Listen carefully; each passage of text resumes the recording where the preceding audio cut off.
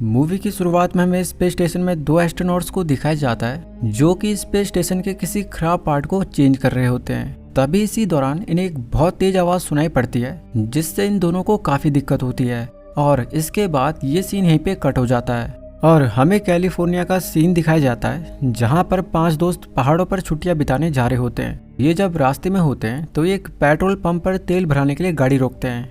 इन्हीं में से ब्रेंडन नाम का लड़का पास में एक ट्रक को देखता है जो कि खून से लथपथ होता है, तो वो आगे उस ट्रक को देखने जाता है तो तभी उस ट्रक का मालिक उसे पकड़ लेता है। वो ब्रेंडन को मारता है कि तब तक यहाँ पर चार्ली आ जाता है और चार्ली इस मैटर को सॉल्व करके ये आगे के लिए निकल जाते हैं। अब जब ये आगे अपनी मंजिल पर पहुंचते हैं तो ये सारा सामान घर पर रखकर जंगल को एक्सप्लोर करने के लिए निकल जाते हैं। आगे जंगल में जाकर ये कई खूबसूरत चीजें एक्सप्लोर करते हैं और खूब मजे उड़ाते हैं। अब आगे जाकर इनको जंगल के बीचों बीच एक सुनसान घर दिखाई देता है जिसमें कि ये बिना सोचे समझे एंटर कर जाते हैं। अंदर जाकर इन्हें मालूम पड़ता है कि ये घर किसी शिकारी का है। इन्हें वहां पर एक फोटो भी दिखती है जो कि उसी शिकारी की होती है जो कि तब ब्रेंडन को मारने वाला था और इसका नाम हंटर होता है।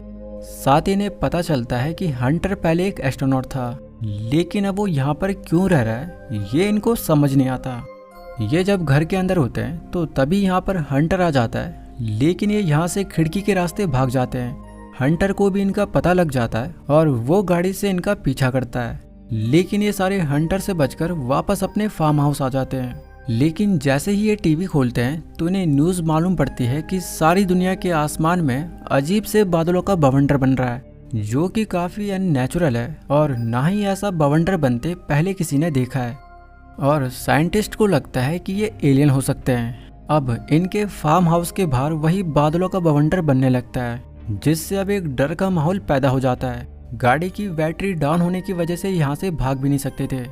वहीं दूसरी तरफ हमें एक रिसर्च ऑर्गेनाइजेशन को दिखाया जाता है जो कि एक एस्ट्रोनॉट को पकड़कर यहाँ पे लाते हैं। वो एस्ट्रोनॉट्स इन ऑफिसर को बताता है कि ये बादलों का बवंडर बनना एलियंस का पृथ्वी पे आने का संकेत है।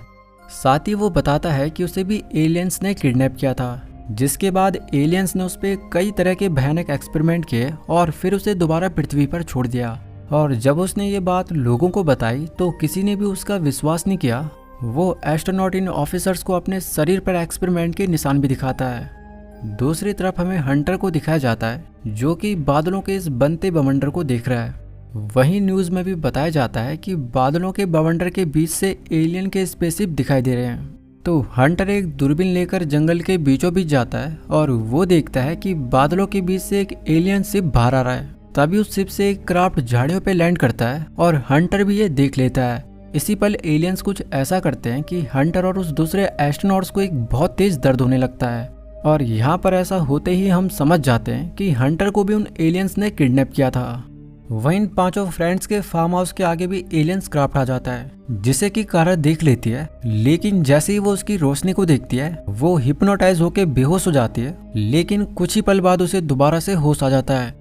वहीं हमें इनके घर के बाहर उसी बड़े एलियन शिप को दिखाया जाता है जो कि अब बादलों के बवंडर से बाहर आ गया है। ब्रेंडन ने भालुओं की एक्टिविटी को रिकॉर्ड करने के लिए कुछ कैमरास लगा रखे होते हैं लेकिन जब वो उनकी रिकॉर्डिंग को देखते हैं तो ये सारे शॉक हो जाते हैं क्योंकि ये उस रिकॉर्डिंग में हंटर को देख लेते हैं जिससे अब ये सब काफी डर जाते हैं और इन्हें पता लग जाता है कि हंटर इनके घर पे घात लगाए हुए है। अब इसके बाद रॉब कार में गन लेने जाता है लेकिन वापस आते वक्त उसके जूतों में एक चिपचिपा सा पदार्थ लग जाता है और जब वो सीढ़ियों के नीचे देखता है तो वहां पर एक एलियन छुपा होता है। रॉब की ये देख हालत खराब हो जाती है और वो अंदर ये बात सबको बताता है। अब ये सब यहाँ से निकलने का प्लान बनाते हैं लेकिन ये यहाँ से निकले कि तभी ये देखते हैं कि एक एलियन ड्रोन इनके घर में घुस गया है। साथ ही इनके घर के आसपास एक एलियन भी होता है। यहाँ पर अब लाइट्स भी चली जाती है और रॉब उस एलियन को शूट करने की कोशिश में कारा को ही शूट कर देता है जिसके बाद कारा की वहीं पे मौत हो जाती है। लेकिन अब रॉब का दिमाग पूरी तरह सटक गया होता है क्योंकि कारा उसकी गर्लफ्रेंड थी और रॉब अब सबको मारना चाहता है। लेकिन चार्ली रॉब को बेहोश कर यहाँ से भाग जाते हैं लेकिन थोड़ा आगे जाकर ही रॉब इनकी कार के रास्ते में आ जाता है और रॉब को बचाने के चक्कर में इनकी कार का एक्सीडेंट हो जाता है। अब जब ये कार से बाहर निकलते हैं तो रॉब इनको गन पॉइंट पे ले लेता है लेकिन इससे पहले वो इन्हें शूट करे एक एलियन शिप यहाँ पर आकर रॉब को अपने अंदर खींच लेता है। वो एलियन शिप इन्हें भी अपने अंदर खींचे कि तब तक ये जंगल में भाग जाते हैं और इस तरह ये इन एलियन से बच जाते हैं। लेकिन भागते वक्त ब्रैंडन के पैर में बियर का ट्रैप फंस जाता है, जिससे अब ब्रैंडन बुरी तरह इंजर्ड हो जाता है और चार्ली ब्रैंडन को उस ट्रैप से छुड़ाने की कई कोशिश करता है, लेकिन वो ऐसा नहीं कर पाता। तभी हंटर भी यहाँ पे आ जाता है और वो ब्रैंडन के फंसे पैर को छुड़ा देता है। ये तीनों ब्रैंडन को एलियन के बारे में बताते हैं कि उनके घर के आसपास एक एलियन घूम रहा है। तो हंटर इस बात को काफी सीरियस लेता है और तभी उसे अपने आसपास किसी एलियन के होने का एहसास होता है। वो जब आगे जाता है तो वहाँ पर सचमुच का एक एलियन होता है। वो एलियन इनको नुकसान पहुंचाए कि तभी वो हंटर के बिछाए जाल में फंस जाता है और एलियन को अपने जाल में फंसा देख हंटर काफी खुश हो जाता है, मानो कि जैसे वो इस पल का काफी लंबे समय से इंतजार कर रहा था। अब हंटर और ये तीनों घर में वापस आ जाते हैं और यहाँ पर हंटर इन तीनों को रिवील करता है कि उसे बहुत साल पहले एलियंस दिखे थे और वो एलियन हमेशा पृथ्वी पर आते हैं और इंसानों को कैद करके ले जाते हैं और फिर वो उनके ऊपर काफी भयानक और दर्दनाक एक्सपेरिमेंट करते हैं और जब उनका काम पूरा हो जाता है तो फिर वो उन्हें वापस धरती पर छोड़ देते हैं। तो यहाँ पर चार्ली को ये बात काफी वियर्ड लगती है और वो हंटर को बताता है कि अगर एलियंस किडनैपिंग करते हैं तो फिर वो इंसानों को पृथ्वी पर दोबारा क्यों छोड़ देते हैं। तो इस पे हंटर उन्हें बताता है कि एलियंस सूरज की रोशनी में सरवाइव नहीं कर पाते और सूरज की रोशनी से बचने के लिए वो ज्यादातर टाइम रात में ही अपना शिकार ढूंढते हैं। तो वो इंसानों को किडनैप कर उनके ऊपर एक्सपेरिमेंट करते हैं ताकि वो देख पाए कि वो धरती पर किस तरीके से सरवाइव कर सकते हैं। यानी कि ये एलियंस धरती पर बसना चाहते हैं और इसीलिए धरती पर खुद को सरवाइव करने के लिए बना रहे हैं। हंटर यहाँ पे ये भी बताता है कि एलियंस ने बहुत पहले उसे भी किडनैप किया था, लेकिन जब उसने ये बात लोगों को बताई तो किसी ने भी उसका विश्वास नहीं किया और सब ने उसे पागल बताया। वो अपने शरीर पर एक्सपेरिमेंट के निशान दिखाता है और साथ ही अपनी टेलीकाइनेटिक पावर से चीजों को मूव करने लगता है और इन्हें समझाता है कि ये टेलीकाइनेटिक पावर भी एलियंस की देन है। लेकिन अब इन तीनों को हंटर से काफी डर लगने लगता है और ये डर तब और भी ज्यादा बढ़ जाता है जब ये तीनों हंटर को उस एलियन को चाकू से काटते हुए देखते हैं। दरअसल हंटर इस कैद एलियन से रिवेंज ले रहा है और वो भी उसके ऊपर एक्सपेरिमेंट कर रहा है। ये तीनों यहाँ से भागने का प्लान बनाते हैं कि तभी एक एलियन यहाँ पे आ जाता है और वो एलियन से ब्रैंडन को अपने अंदर खींच लेता है।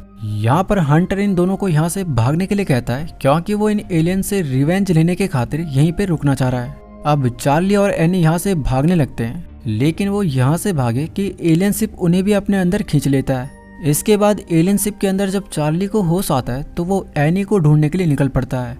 आगे जाकर उसे ब्रैंडन मिल जाता है, लेकिन ब्रैंडन पे एलियंस कोई एक्सपेरिमेंट कर रहे होते हैं जिसमें उन्होंने ब्रैंडन का आधा शरीर काटकर उसमें सेंटिनल मशीन को जोड़ा हुआ है।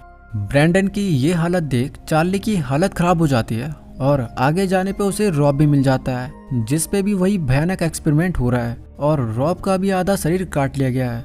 पास में वो एनी को देखता है और एनी को पॉट से बाहर निकालता है, लेकिन एनी पर कोई दूसरा एक्सपेरिमेंट चल रहा होता है और जैसे ही उसकी वायर्स उससे अलग हो जाती है वैसे ही एलियंस को पता लग जाता है और वो यहाँ पर आकर चार्ली को पकड़ लेते हैं, जिसके बाद वो चार्ली पर भी वही दर्दनाक एक्सपेरिमेंट करते हैं और अपना एक्सपेरिमेंट पूरा होने के बाद वो चार्ली को बेहोशी की हालत में जंगल में छोड़ देते हैं। चार्ली को जब होश आता है तो वो अपने शरीर पे एक्सपेरिमेंट के निशान देखता है और आगे जाने पे उसे एनी भी मिल जाती है और पहली बार चार्ली एनी को अपने प्यार का इजहार करता है।